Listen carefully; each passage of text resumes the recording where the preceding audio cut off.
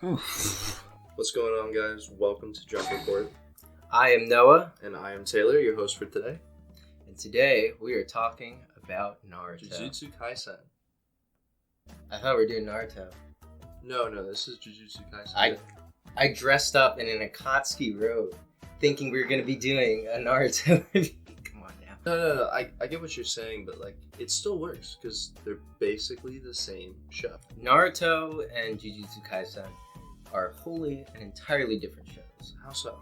You see, the thing about Naruto is that Naruto has, for example, 3 main characters that are young adults, young kids. Yeah, just like Itadori, Megumi, and Nobara. Okay.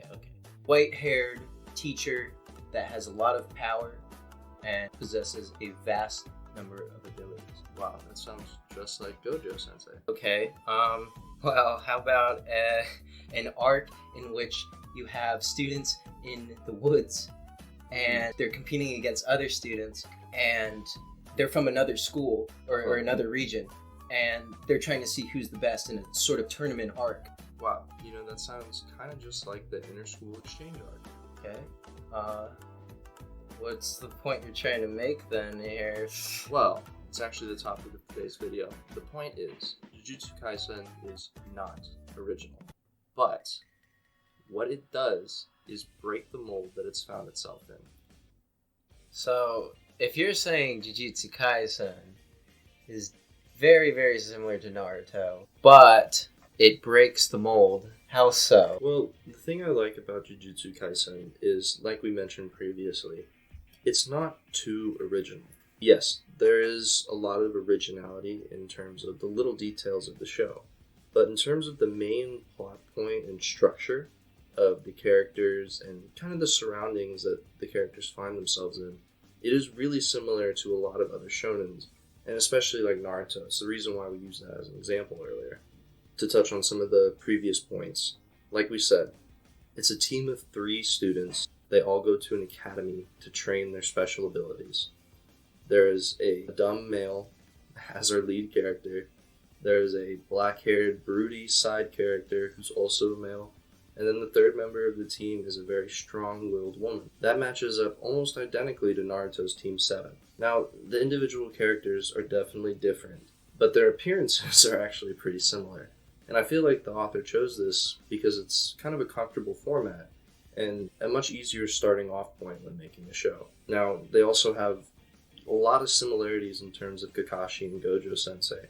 Now, Kakashi and Gojo are, again, very different characters for very different reasons, but on the surface level, they do seem to serve the same purpose, as well as having a pretty obviously similar character design. So if you're saying that Jujutsu Kaisen and Naruto are very similar, and therefore Jujutsu Kaisen is not an original concept, what makes it so intriguing still to watch? Well, I think there's a lot of points, actually, that can show why people are drawn to the show, and there's several reasons why it's as popular as it is.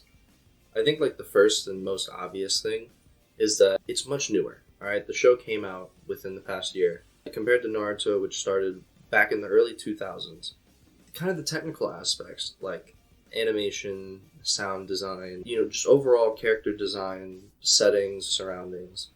That kind of stuff is done to a much higher quality, and that's to be expected considering how much newer the show is and how far anime has kind of progressed as a medium. But it's not just the technical aspects that make it intriguing and fun and interesting to watch. There's a lot of interesting points that Jujutsu Kaisen has to it, and just to name off a few. The first thing that I really enjoyed about it is that it's set in modern times in the real world.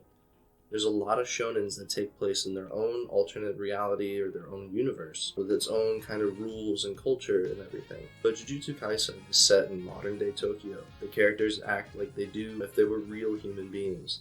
Now, obviously, dealing with cursed spirits and having cursed energy as a power system is not something you're going to find running around the streets of Tokyo today. But the way the characters are dressed, for example, I find really entertaining and enjoyable to look at. The character designs are just really well done. The fashion sense is good. Yeah, now that you mention it, if you watch a lot of the scenes in Jujutsu Kaisen, there's a lot of moments where there's characters that are featured in just everyday regular clothing.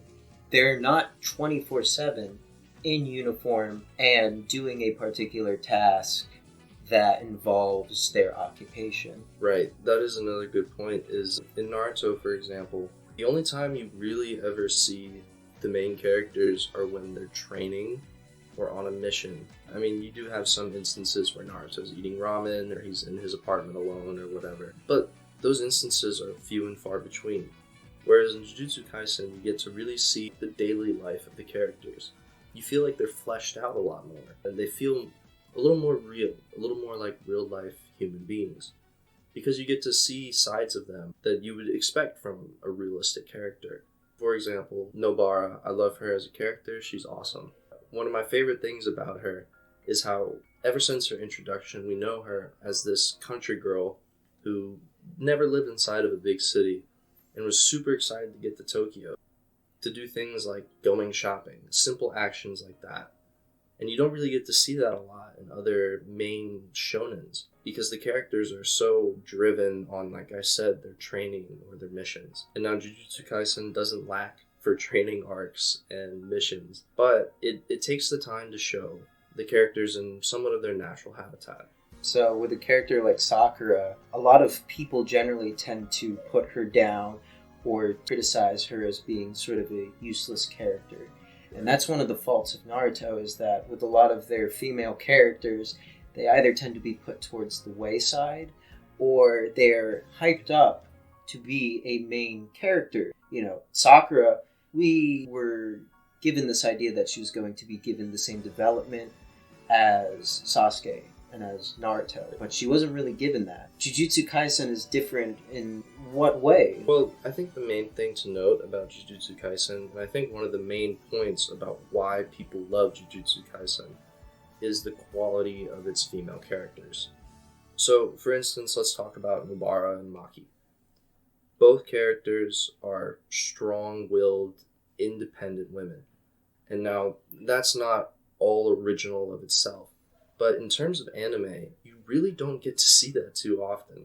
Most female characters serve maybe one of two purposes. They're either there to be really strong and subvert your expectations of the gender role, or they're there to serve as a love interest for one of the characters. And now there's nothing wrong with female characters being love interests or subverting the expectations of the gender roles. But in Jujutsu Kaisen, you don't see the love interest character in any of the females. Nobara, she is not in love with Megumi or Itadori, and she is not being chased after by either of them.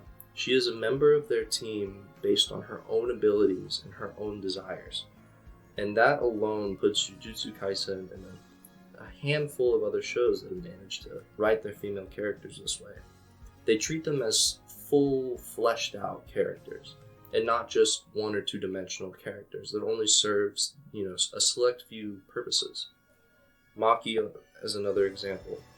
Bringing up the point of Maki, Maki is an interesting character to where she doesn't really possess any sort of abilities. She has to make it on her own, and she has to prove to the others, despite her setbacks, that she can stand toe-to-toe with the rest of the cast, who are actually gifted with abilities. And I think that's probably the strongest aspect of her character. In her first real fight in the series, you get to see her opponent declares, oh my goodness, she's really strong.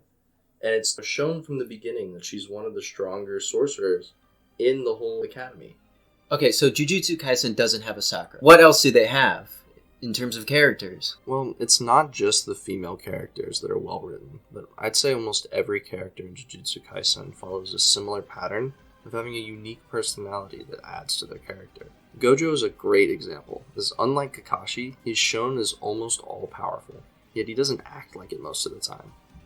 In most scenes, he's a fun-loving goofball, and on occasion where things take a serious turn, you get to see his serious side. And making this distinction shows the depth of the character, and it's one of the reasons I think he's a fan favorite. Speaking of fan favorites, let's talk about our boy Todo. Yeah, speaking of, another wonderful character and my personal favorite, Todo. Todo is shown as a musclehead who relies on his strength to settle his fights. and he's established as one of the strongest students at this point in the show. He's also shown to be quite the idiot, too. Yeah, that's true, but what's great about Toto is that once he starts fighting, you kind of see that he's not all muscle, but actually pretty intelligent and really reliable. The way he uses his ability shows a level of foresight and level-headedness that you wouldn't expect during his first character introduction. The reason he's my favorite character is how true he is to himself. His love for his favorite idol and the choice to make Itadori stronger instead of killing him represents his own personal interests. I think that shows the ability to not let others choose his own actions for him. Also, he's just kind of hilarious whenever he's on screen. Watching him and Itadori talk about Jennifer Lawrence made the entire show for me. Personally, for me, the thing that actually made the show was the character arc of Junpei. Yeah, that's actually a good point. I'd say the last character I do want to touch over is Junpei. His character follows what I would consider to be a pretty common trope, where you have an innocent character who suffers through tragedy and is eventually tempted towards the side of evil. But eventually, he's pulled out through the efforts of our main characters and becomes a reliable ally to our original group. Junpei flipped this notion on its head. Yes, he follows the trope I just described, but it's missing one important detail. Those kinds of characters almost always overcome their tragedy and end up becoming an ally.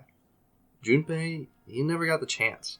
He was killed off before ever getting to atone for what he did, and instead was betrayed by the evil that tried to win him over in the first place.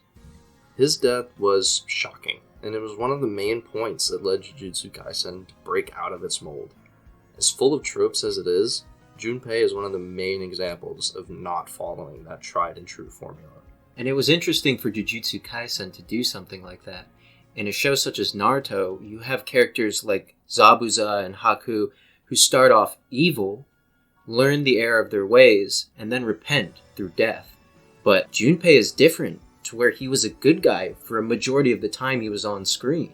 Yeah, and that's another main point, is that he was really a good guy from the get-go. And yeah, he suffered through a lot, but a lot of the bad actions that he ended up taking, it kind of makes sense when you really learn about the character's backstory and his history. But even still, died in the end. And that creative choice, I think, is what really separates Jujutsu Kaisen from a lot of other shonens, especially Naruto that we mentioned before.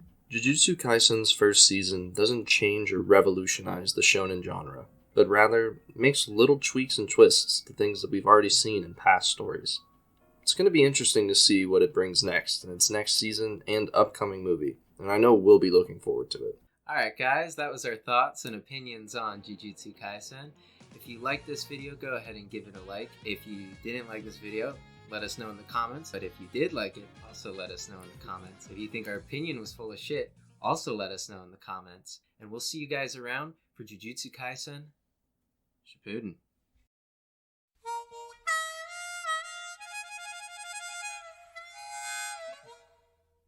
Two guys, one girl.